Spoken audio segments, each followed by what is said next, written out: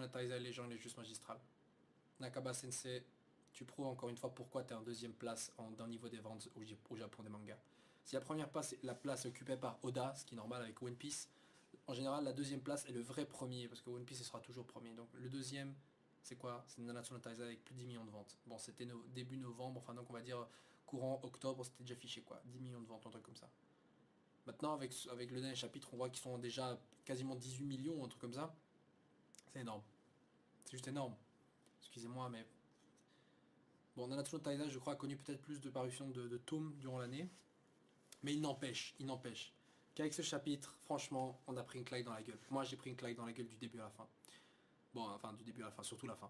Donc au début du chapitre, on retrouve surtout Frodin, donc, qui a été capturé par les Pléiades du ciel azuré, voilà, mais qui se retrouve enfin face au seigneur Denzel, hein, et qui s'avère être justement le roi du frère Bartras. Donc Denzel, déjà, en plus d'avoir la gueule d'un Shaolin Master ou un truc comme ça, pète la classe quand même, parce qu'en plus, il est là non pas pour discuter ou pour poser des questions à Frodin, enfin à Dreyfus procédé par de Frodin, mais il est surtout là pour prouver la supériorité, la capacité des hommes, des humains à pouvoir tenir tête et même vaincre carrément un démon. Donc du coup en fait il a juste capturé pour le tabasser quoi. Et ça c'est rien que ça, bien que ce soit un peu con au final, est super badass. Parce que en général les autres sont toujours là en mode ouais on va te questionner, on va te capturer pour te poser des questions. Non là le mec il est juste là pour prouver qu'il est plus fort quoi. Bon, en même temps, c'est vrai que le gars a fait donc des recherches dans son château pour justement faire en sorte de contrecarrer la future venue des démons au cas où, quoi. C'est ce qui explique le fait que justement lui et ses Pléiades n'ont pas été là durant la grande bataille contre Hendrickson et Dreyfus. Enfin, surtout Hendrickson. Mais je trouvais ça un peu con que les gars ne soient pas intervenus parce que je veux dire, d'un côté, ils sont là en train de préparer justement un plan d'attaque, de contre-attaque, de défense contre les démons. Et d'un autre côté, t'as justement le mec possédé par un démon qui était en train d'exploser tous ses frères, enfin tous ses compagnons d'armes là. Donc c'est un peu con sur ce moment, mais soit. Donc du coup, Dreyfus se fait un peu malmener, et justement après on a un petit passage comique relief, on va dire, enfin un comique avec les trois autres Pléiades qui sont déjà dehors. Et ça je me suis dit un truc, c'est qu'on en connaît 5 des Pléiades, on en connaît que 5. Il y en a deux. La meuf, Deldray, le mec, j'ai oublié son nom, Ar machin.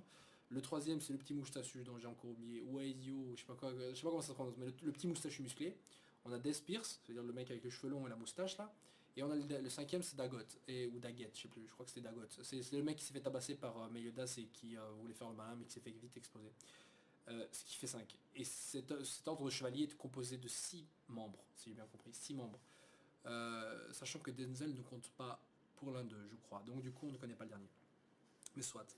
Donc du coup il s'est malmené, après donc il y a des petits passages avec des combats par-ci par-là, d'ailleurs c'était très intéressant, j'ai bien aimé ces petits passages de combat rapide à l'épée, ça fait longtemps qu'on n'a pas eu ça, depuis un moment c'était genre de vrais coups de poing, une domination l'un contre l'autre et pas de vrais combats égal à égal. Et ça c'est mes combats favoris, c'est quand les deux ont ont un niveau similaire, parce que là justement tu arrives à des retournements de situation, il suffit que là, voilà. Vous voyez c'est les combats comme ça qui déchirent ça, c'est pas des combats genre du début à la fin je t'explose et vers la fin tu me sors un peu Europe et voilà le combat est terminé, parce que là il n'y a pas vraiment d'échange, c'est juste je te tape puis à toi. Bref. Et ensuite, qu'est-ce qui se passe? Bah, Frodin, en fait, se fait un peu taper, il dit, ah, vous êtes content de me mettre à terre, mais sachez que je ne suis pas un vrai membre des 10 commandements. Et là, franchement, on est là, quoi? Et donc, il continue de nous expliquer comme quoi, voilà, en fait, le véritable membre des 10 commandements aurait disparu depuis un moment, mais aurait survécu. Et il en a oublié qui il était, il a oublié ses sentiments et sa mémoire. Et là, franchement, je me suis dit, what the fuck, Nakaba Sensei, qu'est-ce que tu es en train de me préparer là? J'étais là, oh putain, j'ai cliqué, et là, on voit que ce membre des 10 commandements qui aurait disparu, qui a tout oublié, ne serait autre que Gozer. Go Seru. Go Seru. Je ne m'attendais pas à ça.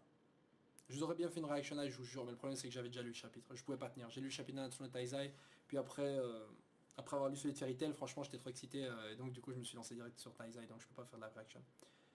Mais sérieux, voilà quoi. En plus une live reaction ça aurait été compliqué parce que, je veux dire, je venais de faire celle de Fairy Tail, mais quand je me suis dit putain, si déjà le chapitre de Fairy Tail il a ce niveau là, j'ai fait la live reaction, il n'y a pas de souci, en le lisant, mais avant d'enregistrer pour Nanatsu no Taizai, je me suis juste déjà plongé, j'ai craqué quoi, j'ai plongé pour Nanatsu no Taizai, donc du coup pas de live reaction dessus. Bref, mais Gosser quoi, mais ça c'est, je veux dire, j'étais KO, j'étais juste là, j'étais là. Putain. En plus je lisais, en plus j'avais lu ce truc là, genre en train de manger parce que j'avais fait une pause et tout, et genre j'étais là, quoi, enfin voilà, enfin bref, c'était vraiment incroyable quoi, et je sais pas ce que vous en pensez de cette relation. Personnellement, moi, je veux dire, il y avait rien quoi. Il y avait rien qui indiquait que Gosser était un ancien membre Gozer si vous préférez, était un ancien membre des 10 commandements, enfin un des vrais membres des 10 commandements. Mais qu'est-ce que ça veut dire surtout? Bon déjà, qu'est-ce qu'on sait sur le Gozer? Il sait rien, il n'a pas de sentiment. Pourquoi on pensait ça? Parce que déjà, effectivement, il ne ressent rien car à la base, on pensait que c'était une poupée, comme une poupée, c'est pas un vrai être vivant ou quoi que ce soit. Logiquement, il n'a pas de sentiment, il n'a pas de cœur, qu'on comprend. Mais là, on comprend aussi qu'il a été victime de sa propre malédiction, donc quelque part, Gozer, lui, a oublié à cause de ça qui était et aussi ses sentiments. Donc peut-être que Gozer au final est capable d'en ressentir, c'est juste qu'il a tout oublié de ses sentiments. Donc il a oublié comment ressentir les choses. Il en a la capacité, mais il a juste oublié comment faire. C'est comme si vous, je vous effacez toute votre mémoire et tout ce que vous avez, c'est vos connaissances de nouveau-né. Et ben vous savez plus comment marcher ou quoi que ce soit, même s'il y a des réflexes au niveau corporel. Mais c'est comme si je vous effaçais tout ça, quoi. Donc du coup, c'est ce qui arrive à Gozer. Maintenant, la question que je me pose, c'est qui a tué en vérité Lise? Est-ce que c'est Frodin ou est-ce que c'est Gozer? Je veux dire, quand on parlait donc du véritable membre des 10 commandements, il avait visiblement la même forme que celui qui avait tué Lise. Et en plus de ça, Hendrickson expliquait que justement, c'est ce Frodin, je crois, ou le démon, enfin c'est ce démon-là qui a tué Lise, et donc a entraîné la destruction de Thanafor. Et dans le cratère de Thanafor, justement, tu avais le démon qui a possédé justement Hendrickson et Dreyfus. Donc moi je me suis dit, le démon qui possède Dreyfus et Hendrickson, donc Frodin, est techniquement le membre des 10 commandements qui a tué Lise et qui était là. Mais on apprend visiblement que c'était pas le cas. En fait, le mec est juste un remplaçant. Donc quoi, ce démon était en fait juste dans ce cratère par hasard, quoi. C'est un peu bizarre quand même. Moi, je pensais juste qu'il avait été quasiment vaincu. Il avait survécu à l'attaque de Meliodas du mieux qu'il pouvait, mais soit. Ou alors, c'est effectivement ça. Donc en gros, Frodin est celui qui a tué Lise et comme le reste de l'histoire le sous-entend. Mais Gozer, lui, en fait, est un ancien membre antérieur à ça des 10 commandements. Donc à mon avis, c'est peut-être ça. Donc il a tout oublié, il ne le sait plus, quoi. Et d'ailleurs, je me demande alors quel est le commandement de Gozer alors à ce moment-là. Parce que moi, je vois pas du tout. Parce que je suis nul déjà pour retenir les 10 commandements. Mais sérieusement, quel est son commandement à lui? Et si en plus de ça, Frodin, c'est pas un vrai membre des 10 commandements, qu'est-ce qu'il est lui? Est-ce qu'il est juste un démon qui a libéré le clan des démons? C'est peut-être ça aussi. Parce que ce serait bizarre que tous les démons aient été enfermés, mais comme par hasard, pas lui, pas Frodin, parce qu'il aurait été laissé pour mort. Je trouve ça un peu juste comme justification. Bref, chapitre génial, parce que franchement, Nakaba il nous entraîne sur une voie, voilà, Gozer est une poupée enchantée, que même Merlin avec son pouvoir ne pouvait pas dissiper. Bah, c'est normal vu que justement ce sortilège a visiblement été lancé par le roi des démons lui-même. Donc un truc de fou. Mais le fait est que Meliodas ne sache pas que Gozer est un ancien membre des 10 commandements, ça me fait dire que putain, mais depuis quand justement Gozer n'est plus un membre des 10 commandements? Depuis quand c'est comme ça? Depuis quand? Meliodas il y a quoi? Il y a 3000 ans, il connaît tous les membres des 10 commandements. Ils ont été enfermés, ils ont été enfermés là depuis longtemps. Donc Gozer il est quoi? Enfin je comprends pas. Donc vous voyez, blindé de questions en fait que ce chapitre apporte, franchement c'est un truc de malade. À la fin du chapitre donc t'as Gozer qui fait évidemment son petit show, sa petite danse avec un faux rire. Il faut pas croire que Gozer au final est vraiment un bad guy. En fait, il fait des trucs bien, il fait des trucs de chien c'est sûr, mais quand même. Bon, concernant les capacités de Gozer, bah, j'imagine qu'il peut être plus puissant qu'il n'est, parce qu'au niveau puissance, il a une force de combat de 3000 unités, comprenant donc la force physique et la force magique et l'esprit. Et justement, Gozer c'est un des plus faibles, je crois, au niveau de ce côté-là, au niveau force de combat, parmi tous les membres de Taizai. Et ça c'est chaud. Pourquoi c'est chaud? Parce que justement, ça voudrait dire alors que Gozer a à un moment un power-up disponible, on sait pas trop comment, mais ça va être un peu difficile, genre je me réveille, je me rappelle du tout power-up.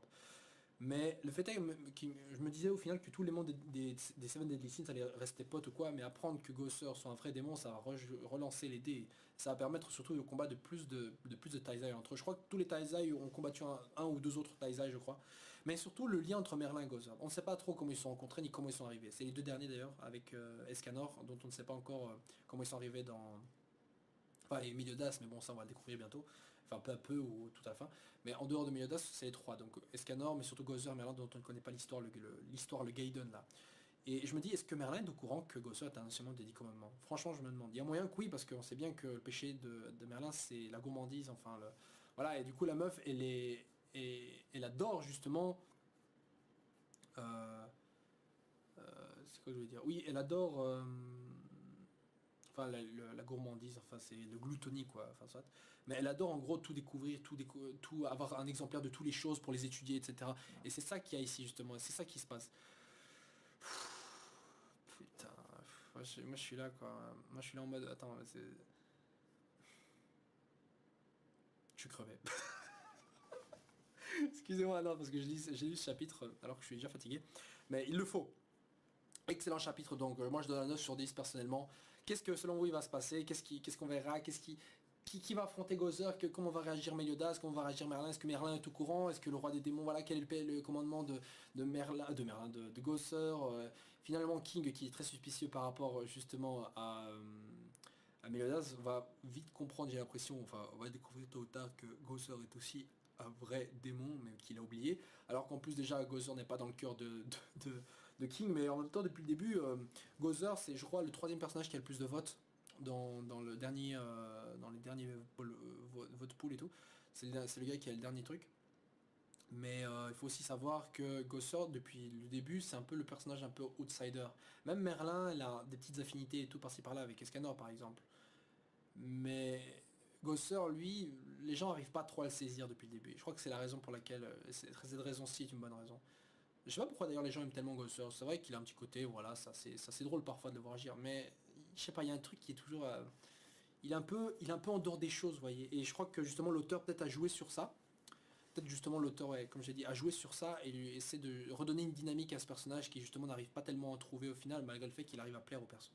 Voilà, c'est ce que je voulais dire là-dessus. Personnellement, au début, je pensais qu'on parlait de Shredder en fait, hein, croyez-le ou non, mais quand il y avait la page où genre on voyait le Shredder, les autres Taisa à côté, alors qu'on disait que ouais, ce membre des 10 commandements a oublié qui il était et tout. Moi je me suis dit putain il parle de Shredder là, ça aurait expliqué pourquoi Shredder il est arrivé dans l'histoire, je veux dire il y avait aucune raison à la base, il a été inutile pour l'instant si ce n'est pour tenir Gosser et de faire des petits compléments à Merlin, mais voilà donc je me suis dit le mec, ils l'ont pas introduit là juste parce que voilà, il plaît un minimum à certains personnages ou peut-être à l'auteur lui-même. Non, il a été ajouté peut-être parce qu'il est aussi un membre des 10 commandements. Et j'ai été évidemment très surpris de ne pas voir Shredder, mais voir Gosser, quoi.